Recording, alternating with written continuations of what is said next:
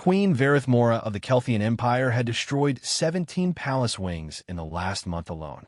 The courtyard was littered with the crystalline remains of sculptures, furniture, and the shattered confidence of every nobleman and dignitary who'd attempted to court her. Her rage was legendary, a force of nature that manifested as controlled, surgical destruction. She didn't lash out randomly. She demolished things with purpose, as if each destroyed object was a statement to the galaxy. I will accept no one. The marriage candidates had stopped arriving 3 weeks ago, which was precisely when maintenance technician Sarah Chan was called to the palace to repair the Queen's personal climate control system. She wasn't told about the rage. She wasn't briefed on the 17 destroyed wings, or the diplomatic incidents, or the fact that the last 3 suitors had fled the planet entirely. She was simply given a work order and directed to the royal chambers with her toolkit.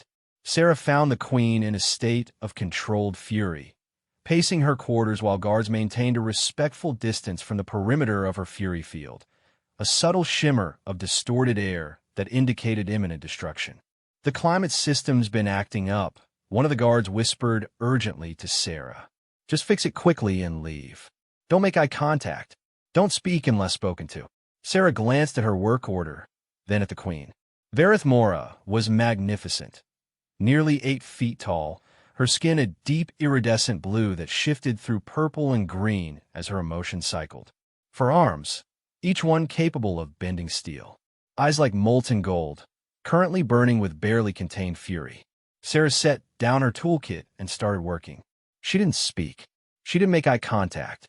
She simply climbed into the maintenance panel and began diagnosing the problem.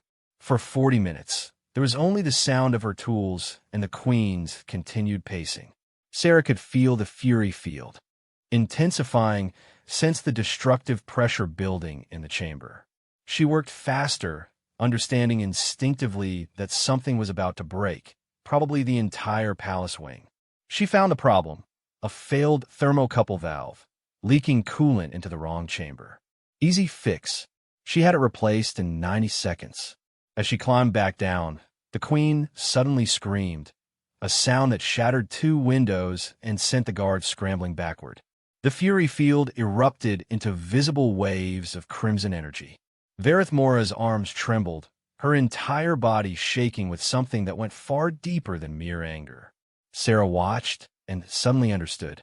She'd worked with machinery long enough to recognize when something wasn't malfunctioning, when it was suffering. She set down her tools. She walked directly into the fury field. The guards shouted warnings. The Queen's eyes snapped towards Sarah in surprise, probably the first time in months anyone had voluntarily approached her during one of these episodes. Her claws extended, all 4 hands raising in a posture that promised violence. Sarah didn't stop. She closed the distance and, with a level of casual audacity that should have gotten her killed, wrapped her arms around the Queen's torso and simply held her. For a long, terrible moment, nothing happened. The fury field crackled against Sarah's small human frame, and she was absolutely certain she was about to die in the most spectacular way possible. Then Varithmora made a sound. Not a scream, but something deeper. Something broken. Her claws retracted. 2 of her upper arms came around Sarah, carefully, as if she was afraid of crushing something impossibly fragile. The Queen lowered her head, pressing it against Sarah's shoulder. They stood like that for several minutes. The fury field slowly dissipated. The palace stopped vibrating.